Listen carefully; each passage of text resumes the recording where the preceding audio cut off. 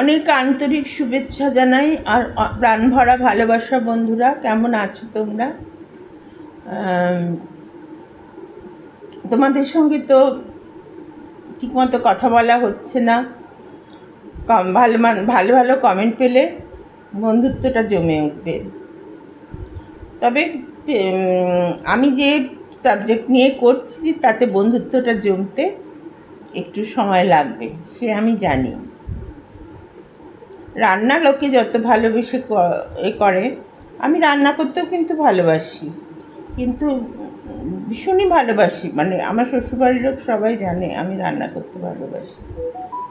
ভালো হয় কি না জানি না, কিন্তু ভালোবাসি এবং নানান রকম করতেও ভালোবাসি, অনেক রকম করতে ভালোবাসি। আমার স্বামীও আমাকে দিয়ে জন্য প্রচুর রান্না করিয়ে নিত, খালি বন্ধুদের নেমন্তন্ন করতো আর গাদা গাদা রান্না করাতো। আর বিয়ের তারিখ এলেই আমার ভয় করতো, এই রে আবার রান্না করতে হবে। বলতো তুমি বাড়িতে লোক এলাম।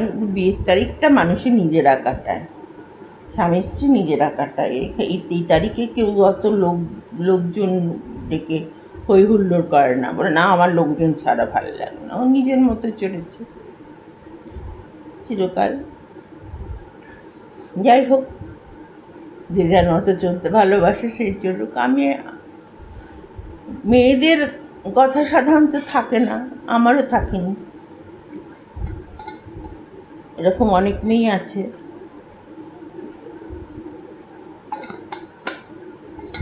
আর সেগুলো বেরিয়ে আসে কবিতার মধ্যে দিয়ে।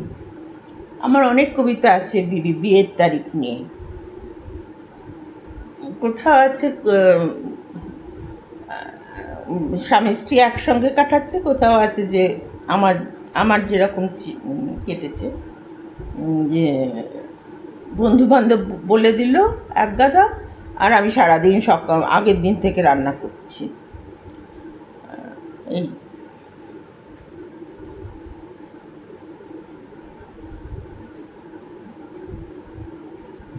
হ্যাঁ, শ্বশুরবাড়ির লোকজন বাপের বাড়ির লোকজন আসুক, সেটা ভালো লাগে। তা বলে সারাক্ষণ বন্ধু বান্ধব আমার অত ভালো বন্ধু প্রীতি আমার নেই। রবীন্দ্রনাথের সঙ্গে বৃষ্টির বা বর্ষাকালের একটা আত্মিক যোগ ছিল, যার জন্য আষাঢ় শ্রাবণের ওপর রবীন্দ্রনাথের যত গান বা কবিতা রয়েছে, এত গান বা কবিতা বোধহয় আর কোনো ঋতুর ওপর নেই।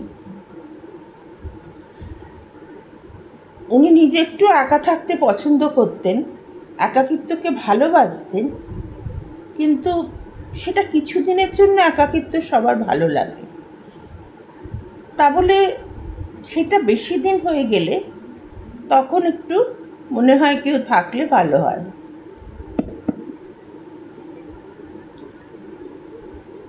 রবীন্দ্রনাথ ঠাকুরের বিখ্যাত কাব্যগ্রন্থ সোনার তরীর বর্ষা যাপন কবিতাটা অনেকটা এ ধরনের। মেঘ ডাকা, অবিরাম বৃষ্টিধারা, একাকিত্বের একটা আবরণ, তার সঙ্গে কবির আত্মিক চোখ, সব মিলেমিশে কবিতাটার মধ্যে এটার সংমিশ্রণ ফুটে উঠেছে। কবির ভাবনার একটা সংমিশ্রণ ফুটে উঠেছে। বর্ষার প্রকৃতির সাথে কবির নিজের নিঃসঙ্গতাকে মিলিয়ে দিতেন। বর্ষার প্রকৃতি হলে যারা বর্ষা ভালোবাসে, সেখানে তারা উপলব্ধি করতে পারবে যে, বা বুঝতে পারবে যে এই প্রকৃতিটার মধ্যে একটা নিঃসঙ্গতা বা নির্জনতা রয়েছে। এই সেখানে বাইরের বৃষ্টির সাথে ভেতরের আবেগকে, এই বৃষ্টি পড়া জানলা দিয়ে, আমার তো ভীষণ ভালো লাগে বর্ষাকাল। আমি শান্তিনিকেতনে যেতাম আগে, তার শান্তিনিকেতনে গিয়ে বর্ষাটা খুব উপভোগ করতাম। আর একবার আমরা বন্ধুদের সঙ্গে শান্তিনিকেতনে গেছিলাম,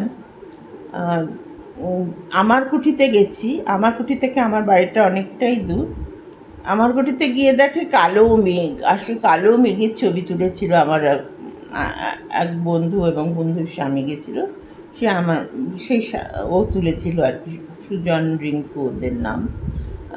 বম্বেতে থাকে এখন, কলকাতা বম্বে মিশিয়ে থাকে আর কি। তো ও থেকেছিল ওখানে, ওই ছবিটা তুলেছিল কালো মেঘ আর নিচ দিয়ে অজয় নদীর টানেলটা বয়ে যাচ্ছে। অজয় নদী না, ওখানে বোধ হয় কী নদী, আর একটা কী নদী আছে, খোয়াই, অজয় নদী, আর এত ভুলে যাই না আজকাল। অথচ শান্তিনিকেতনে বাড়ি আমার, আমি রেগুলার যেতাম, নামটা ভুলে মনে করতে পারছি না, অতিরিক্ত ওষুধ খাওয়ার ফল। যাই হোক, ও তলা দিয়ে বয়ে যাচ্ছে, আর ওখানে আমার কুঠি কারখানার মতো হয়েছে। ওখানে একদিকে কাপ ডিশ সে সমস্ত তৈরি হচ্ছে। আমার কুঠি তৈরি করেছিলেন রথীন্দ্রনাথ ঠাকুর। আর রথীন্দ্রনাথ তো অসাধারণ গুণের ছিলেন, কিন্তু তার গুণের মাপকাঠিটা কিছুটা চাপা পড়ে গেছিল। তার বাবার, যাদের বাবা অনেক উঁচুতে উঠে যায়, তাদের সন্তানরা যতই গুণের হোক সেই জায়গাটায় পৌঁছতে পারে, সেই জায়গাটা লোকে তাদের গ্রহণ করতে পারে না সেইভাবে। রবীন্দ্রনাথের ছেলে রথীন্দ্রনাথ মনে হয় না, এরকম আর কি। যেমন অমিতাভের ছেলে অভিষেক, সেভাবে এরকম, আমি কার সময়কার তুলনা করছি। যাই হোক, রবীন্দ্রনাথের ছেলে রথীন্দ্রনাথ আরও ওরা আশা করেছিলেন। এখন সবার সব আশা তো ভগবান পূরণ করতে পারেন না, যে যেরকম সে সেরকম। আষাঢ়ের শেষ বৃষ্টির সুর ও নির্জনতাকে অনুভূতি করে ফুটিয়ে তুলেছিলেন তিনি এই বর্ষাযাপন কবিতাটার মধ্যে। আচ্ছা, এবার আমি বর্ষাযাপন কবিতাটা পড়ছি। আষাঢ়ের শেষ দিনে কাঠের কুঠুরি এক ধারে বসে বসে সঙ্গীহীন ভালো লাগে কিছুদিন। পরিবারে মেঘদূত কথা, কিছুদিন ভালো লাগে কেন, মেঘদূত কথা পড়তে সঙ্গীহীন অবস্থায় আষাঢ়ের কিছুদিন ভালো লাগে।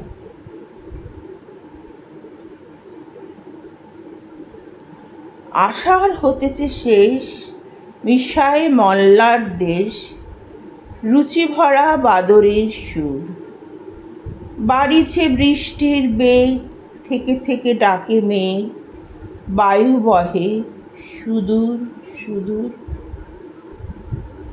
সহসা কাঁপায়ে বুক বিদ্যুতের খড়লুক, শব্দহীন ক্ষণপ্রবাহাসী, বর্ষণ বিরামহীন, স্তব্ধ দিন উদাসীন, বাজে বুক ভেদিয়া উদাসী। কেহ কোথা নাই পাশে, আঁখি মোর ভেসে আসে কোন দূর বিরহের ঘাটে। বাহিরে যেতেছে বেলা একা একা একা, হয়ে মেলা জনহীন মেঘাকুল মাঠে। মনে হয় কোথা যেন কোনো এক অচেতন বেদনার ছায়া পড়ে বুকে। আকাশের কালো মসি নিখিলের মুখে বসি, চেয়ে আছে বিষাদের মুখে। যেন কারে ভালোবাসে, যেন কারে কাছে আসে, যেন কারে কেঁদে বলে বাণী, কে সে জন কার তরে এই জল ঝড় ঝরে, কিছুই তাহার নাহি জানি। তবু এই অন্ধকার মনে হয় বারে বারে, সে যেন আমারই ভালোবাসা, সে আমারই ভাঙা বুক, সে আমারই চ্যুত সুখ, সে আমারই উদাসীন আশা, সে আমারই মরমের কথাটি গভীরতর বাহিরে ছড়ায়ে গেছে বুকে। জগতের মর্মস্থান করিয়াছে কম্পবান, আকাশের বুকে গেছে কেঁপে। কবিতার মূল ভাব হলো এটাই।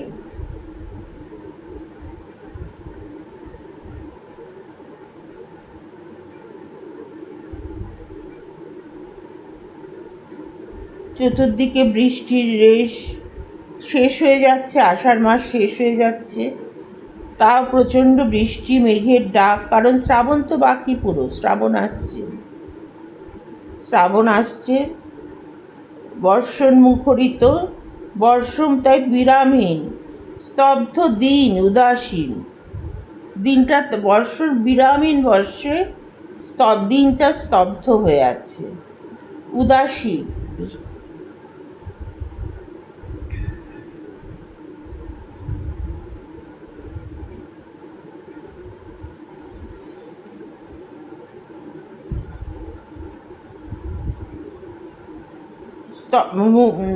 একটুখানি বর্ষাকালে উদাসীনী বেশে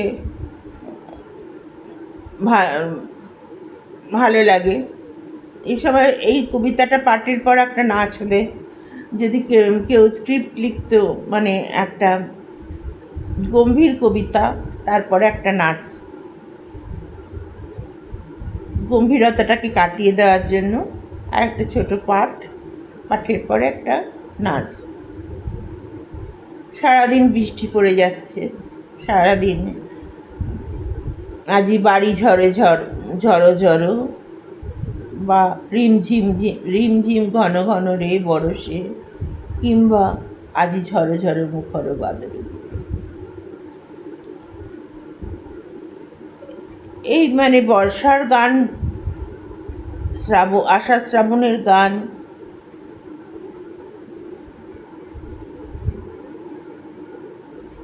রবীন্দ্রনাথের কবিতায় যে কলমে যে উঠে এসেছে, সেরকম আর কারোর আসেনি। প্রকৃতি ও নিঃসঙ্গতার মিলন। কবিতাটি বর্ষার একটি নিঝুম মেঘলা দিনের পটভূমিতে রচিত হয়েছিল। খুব নিঝুম ছিল দিনটা। বর্ষা হলেও সবসময় কিন্তু দিন নিঝুম থাকে না, কিন্তু সেদিন দিনটা খুব নিঝুম ছিলেন। যে কোনো কারণেই হোক, কবি সেদিন একা ছিলেন।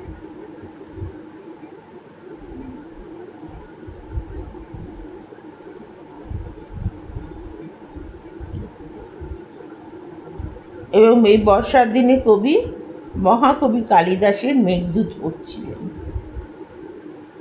মেঘদূতকেই সঙ্গী করে নিয়েছিলেন। মেঘদূত নাম শুনলেই ভয় লাগে, পড়ব কি? রবীন্দ্রনাথই পড়তে পারবেন, আমাদের দ্বারা হবে না, আমার দ্বারা তো অন্তত হবেই না। আজকে পড়বো, কালকে ভুলে যাব। ঠিক আছে বন্ধুরা, তোমাদের অনেক আন্তরিক ভালোবাসা জানাই, রাখছি আজকে। যদি এগুলো ভালো লাগে বলো, আমি স্ক্রিপ্ট লিখবো তারপরে। তাহলে অবশ্য একা একা তো গান, নাচ, সব কবিতা সবটা করা যায়, আর বিশেষ করে এই শরীরে তো নাচ প্রশ্নই ওঠে না। নাচ আমি জানিও এখন সেভাবে প্রশ্ন ওঠে না, গানও এখন গাইতে পারি না। সুতরাং ওই কবিতায় পাটি দিয়ে যতটা বলে দেবো মুখে, এই গানটার নাচ হচ্ছে, 2-4 লাইন গিয়ে দিলাম, এরকমভাবে করব। পরে কি হবে জানি না, পরের কথা পরে থাক। এখন যেটুকু পারছি করি, হয়তো ভালো লাগবে না সবার, যার লাগবে না আমার নিজের ওই যে রবীন্দ্রনাথের মতনই একাকিত্ব বোধ কাটানোর জন্য কিছুটা সময় তোমাদের কাছে আসা। যাচ্ছি।